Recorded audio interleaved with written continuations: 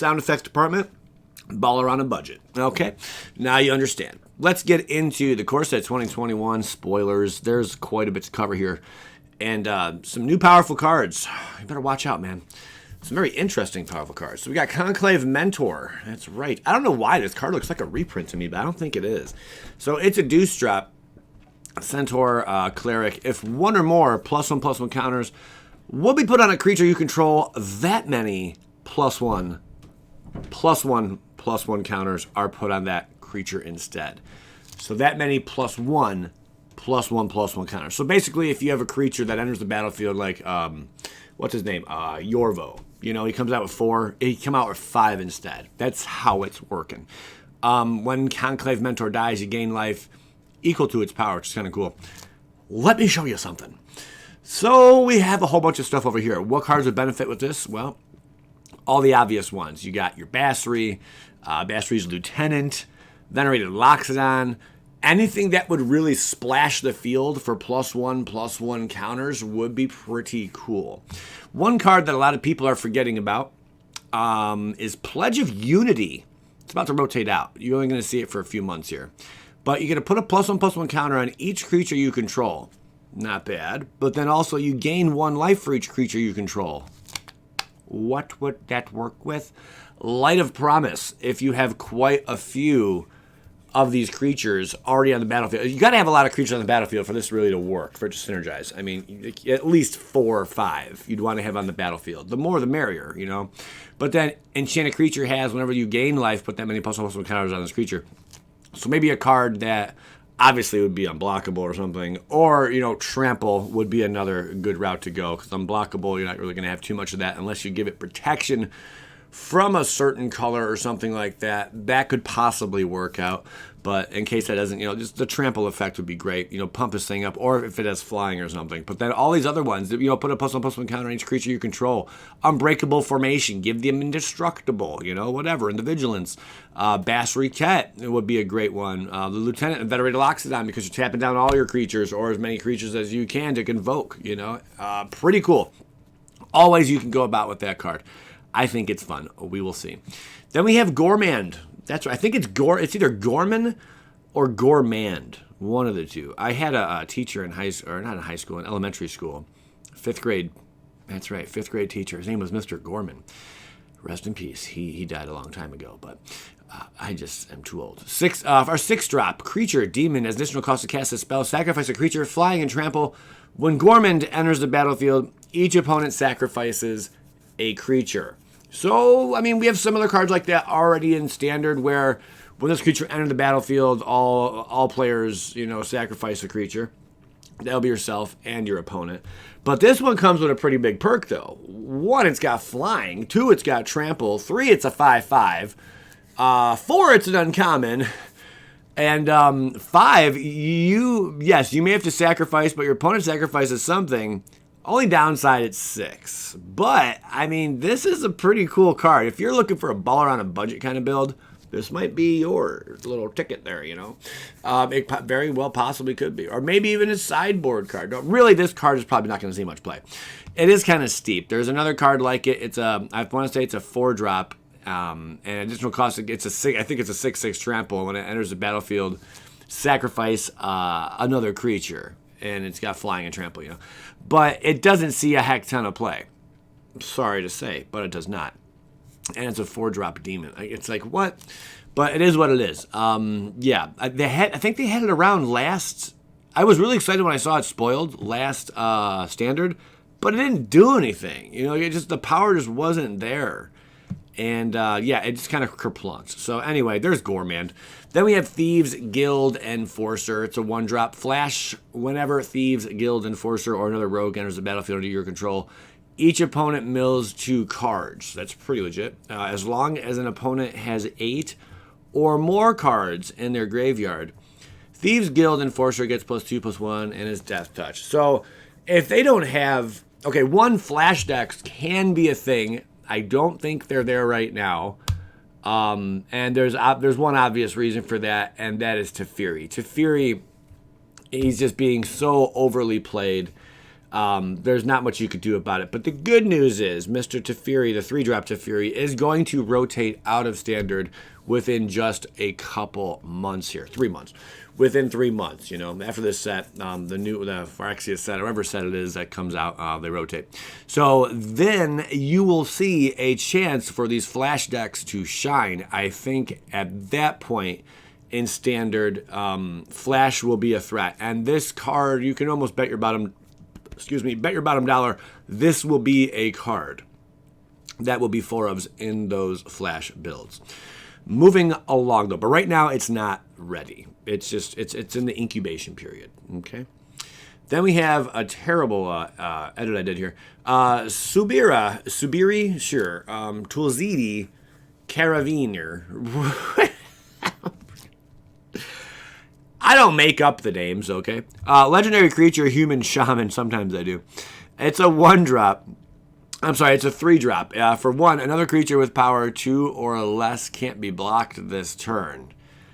Now, you pay the 1. You don't have to tap this. You just pay 1. As many times as you want to pay 1, you pay 1, okay? And the fact that, another creature can't be blocked this turn is pretty good.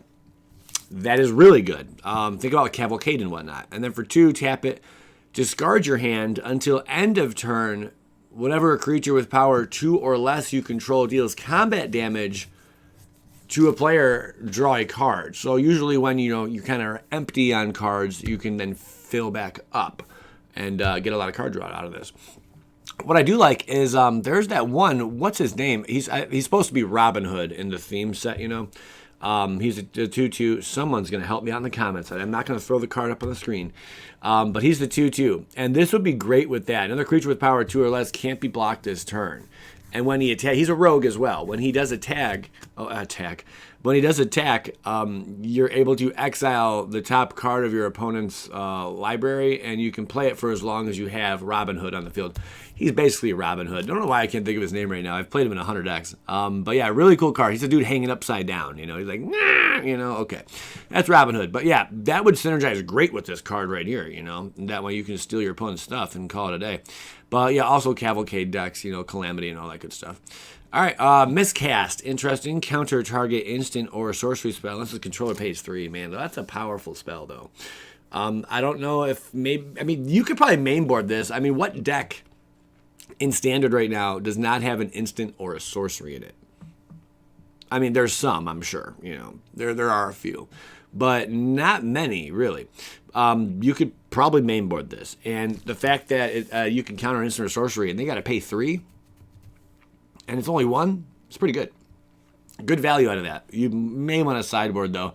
But honestly, maybe run like a 1 or 2 of this. If you're running like a mono blue build or something, you could get away with that too. So, all right. Anyway, then we have Garruk Unleashed. Get a load of this. And there's the alternate extended art, which is looking pretty sweet, man. I like it. I do. Garruk Unleashed is a 4-drop. Watch out. Legendary Planeswalker Garruk. Here we go. +1, up to 1 target creature gets +3/+3 and gains trample until end of turn. That alone is pretty powerful, man. Remember, he's only 4 to drop, so already a +3/+3 and gains trample until end of turn. That value equates to about 2 mana just on that alone. -2, and you can do that every turn. +1/+1. -2, you create a 3/3 green beast creature token. Then, if an opponent controls more creatures than you, put a loyalty counter on Garruk Unleashed. Now, that's pretty legit. I think that is pretty sweet. The -7, though, is pretty busted. Are you ready? You get an emblem with, at the beginning of your end step, you may search your library for a creature card, put it on the battlefield, and shuffle your library. So, you're going to want a creature-centric deck, of course, to be running Mr. Garruk Unleashed in it. It's kind of like it's replacing the Vivian or whatnot. Kind of, somewhat, not really, but a little bit. Not really. But Vivian is going to rotate here. And Vivian would be like +2, or you distribute 2 +1/+1 counters and give trample. That's its +1. Come on. This is +3/+3. It's not permanent, but, very similar stuff here. The -2 is pretty legit, but it seems more like Commander, kind of thing, because, again, then if an opponent controls more creatures than you, yeah, that right there, Do I have an ant on me? I felt like I had an ant on me. But then right there, put a loyalty counter on Garruk Unleashed. That's good. It goes for every opponent, right? I think it only happened maybe once, once around there.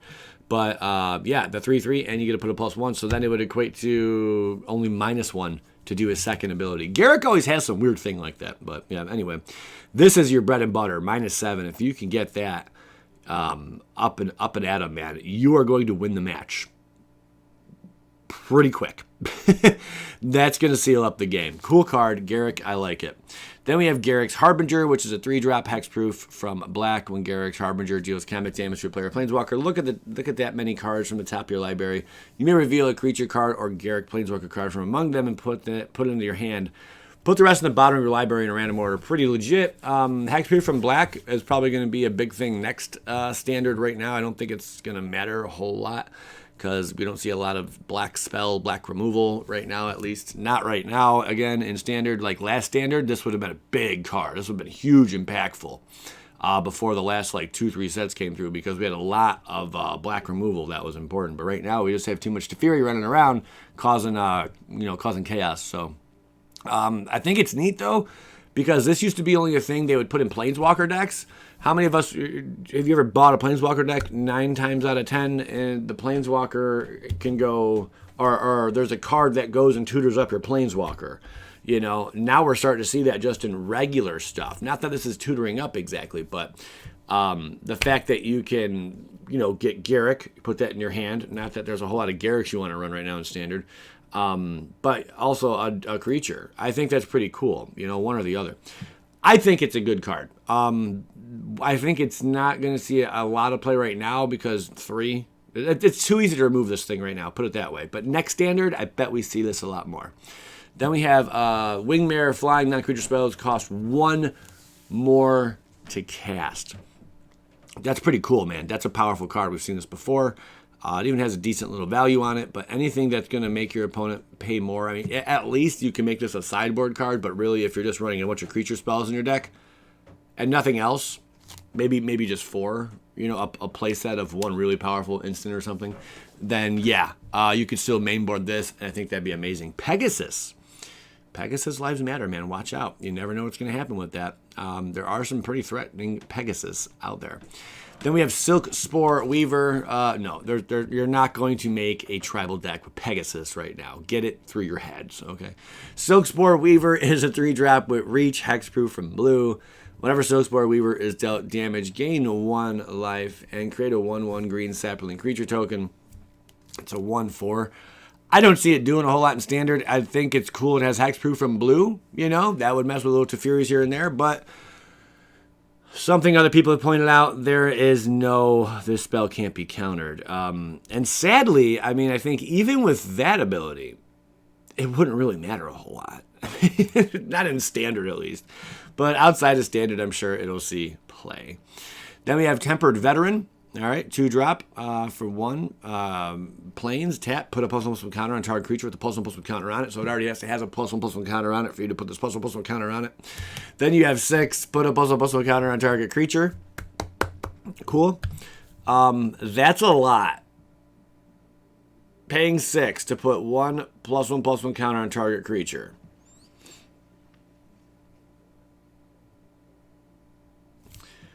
It's a 1/2. Cool card. I like the first ability. The second one you're never going to use. All right, then we have Wildwood Scourge. X and 1 green mana. Creature Hydra. Wildwood Scourge enters the battlefield with X +1/+1 counters on it, so as many as you can throw down. Whenever 1 or more +1/+1 counters are put on another non-Hydra creature you control, put a +1/+1 on Wildwood Scourge. Very cool. I like that they're printing this Hydra in uncommon. I'll tell you that, because yeah, it's definitely not a rare, but it could see some play. You never know in the right builds with the +1/+1 counter action. I hate saying +1/+1 counter. Anyone else? Okay. Here we go. Feline Sovereign is a 3-drop. This kitty's gonna scratch you, man. Now other cats you control get +1/+1. And have protection from dogs, okay? 1 or more cats you control deal combat damage. I'm sorry, whenever 1 or more cats you control deal combat damage to a player, Destroy up to 1 target artifact or enchantment that player controls. Now, yes, this would have protection from the doggy. That means this doggy cannot... I don't think it's going to work well whenever you cast a dog spell. Create a 1/1. Actually, this would work, wouldn't it? I just don't think that this cat would get the... what's it called? Inseparable. I don't think it'd become a 5/5. No, I'm mistaken on this one. I didn't think this one through at all. Other cats you control get +1/+1 and a protection from dogs. So whenever you cast it, if you were to cast this cat spell and drop this, this would not synergize well at all together. I'll tell you that right now, because that would be negated whenever you cast a cat spell, create a 1/1 white dog creature token. That would never happen if you have both of these out. So think about that. However, let's get into what all cats right now are in standard. Bingo. There you go. Here's all the cats we have currently in standard right now.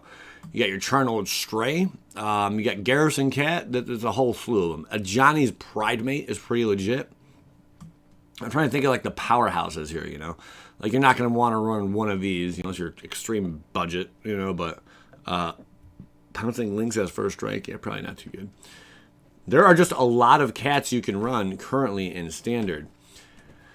Hello, mother of kitties. This would be a fun one to run. But yeah, you got to have some life gain if you're going to synergize this with the other cats. Here's a fun one. Cub Warden is going to be a powerhouse now. This card may even tick up in value a tiny bit for standard. Interesting, but pumping out 2 white cat creature tokens that have lifelink as well. That would go well with your Johnny and a Johnny's Pride Mate and all that stuff. Pretty legit. King Caesar Salad. I mean, if you're going wide, this would be a card that would be nasty as well. And it's a cat. I think Cat Tribal is it's definitely heavily pushed right now. And we're going to see some explosive, nasty stuff happening here, man. We really are. I hate everything about this card. Not going to lie. I'm just never a fan. Okay. But yeah, there's a nice amount of cats up in standard right now. Like, you are looking at all of them. Keeper of Fables, pretty interesting cat there. Yeah, this is a cat ape. Get a load of that thing. Looking weird, huh? Generous Stray, legit. I don't know why that's on here. Probably because it has a cat in the background. Same with Vivian here. Yeah, that wouldn't work. And then, what else? A lot of cats, guys. Look how many cats. I wanted to give you an idea of the cats. Whoa. This does not count. But a ridiculous amount of cats. Holy smoke. That's a pretty decent one. Thundermare, a decent one. There's just a lot of cats. Why is this on here? There might be a cat in the artwork or something. It's weird that it pops up. Bronzehide Lion is a good one, too. Necropanther is good.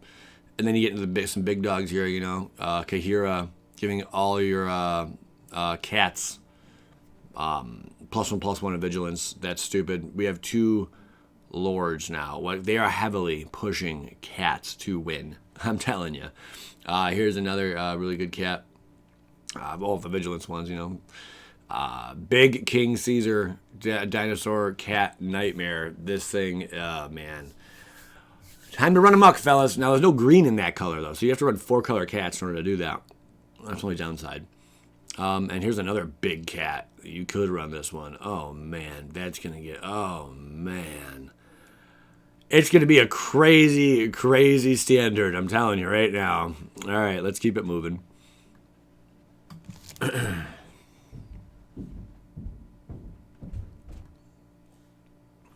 All right, lo and behold, we have a Truffle Snouter.